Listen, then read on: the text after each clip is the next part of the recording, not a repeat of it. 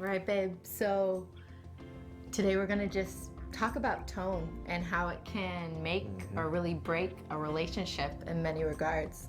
Yeah, tone. Tone is a deep one.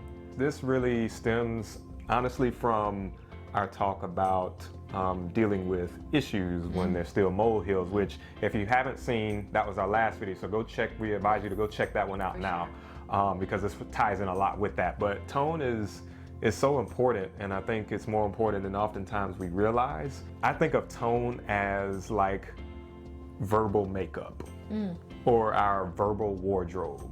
It's like, you know, as we often say, it's not just what you say, but it's how you say it. So I think of tone as that. It's like, what are your words dressed in, or what are your words made up with? Tone can involve a number of different factors. Volume, I think of pitch, I think of voice inflection, right? You know, it's one thing for you to ask how I'm doing and I say, I'm good, I'm doing well, versus I'm doing well. Like there's a difference there. So voice inflection, I also think of word choice. You know, if I'm eating some food, right? I can either say, I'm not really feeling this, or I can say, man, this is horrible. This is like word choice. Is a big one. And then the last I think of is body language, which I'm sure a lot of us would agree on, or facial expression. All of those things have a play within tone. Right. Yeah. And when we go and we're interacting with others, it's easy to maybe interpret someone's tone at face value instead of realizing that our words really stem from our heart.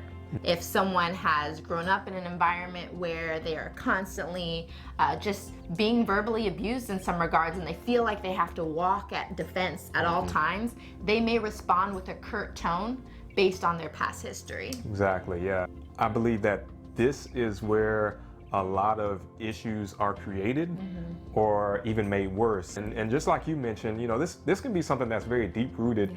If it is used negatively, it can be something that stems from your past and maybe in the type of environment that you grew up in. But, you know, we have to realize that it is very important. We can use it in a very positive and strong way, or in a negative way.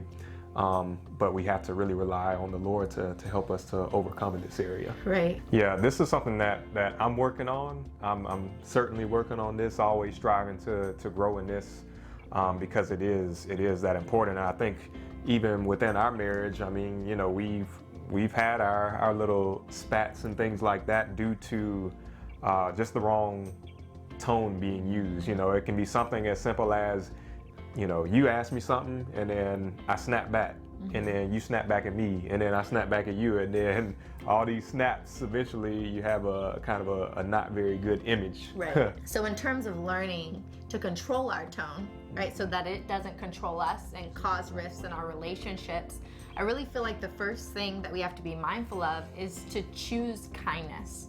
Right, to put ourselves in the shoes of the person we're speaking to and think about how our words may be received. Because I think it's easy to just share our opinions at face value as we feel. This is how I feel, and standing on our own mountain, right? Instead of realizing that someone else is on the other end of that communication. Yeah, I think of the scripture which says, a gentle answer deflects anger, but harsh words cause tempers to flare. I feel like it just hits the nail on the head. You know, it's up to us in terms of how we choose to use our tone. You speaking of kindness, you know, we can choose to use our tone or to speak in a way that provides affirmation and assurance and comfort and offers encouragement, or we can speak in a way that causes frustration and stirs up strife. Right. So we know that if we all make the choice, right, to choose kindness, another thing that we should just acknowledge though in that process is that we'll have to continue to make allowance for one another, right? Make allowance for one another's faults, or empathize with the fact that maybe your significant other had a really bad day and they snap at you over something that's not related. You have to be able to lean in and offer them grace in that moment. That doesn't mean that that should become a norm, right, in your household, but to still realize that we're growing and we're in this together. Yeah, it's good that you say that, because one of I even think one of the things that I appreciate that you've been doing is, you know, in times when, and my wife's awesome, y'all. I mean, y'all know she's just the bomb.com. But in times when maybe your tone is a little off, maybe you're feeling tired or some kind of way, you know, you'll even just let me know, like, hey, baby, like my tone right now is not reflective of how I'm trying to make you feel. So I just want you to know that. So even just that moment of honesty, and I'm like, okay, baby, I understand. I appreciate that. I appreciate you. Like a little narration. Exactly. I appreciate that. And that lets me know, okay, it's very important now for me to be patient and compassionate as she's going through, you know, whatever it is that she's dealing with at that moment. Yeah. It's really a matter of just being an encouragement to one another and realizing that there is a time to correct, right? But there's also a time to edify and offer that grace, as Khalil shared. So tone is truly the foundation of relationship building and how we communicate with one another. Yeah, absolutely. Tone. I'm glad we're talking about this one. Yeah. Because it's big. It's big. Yeah.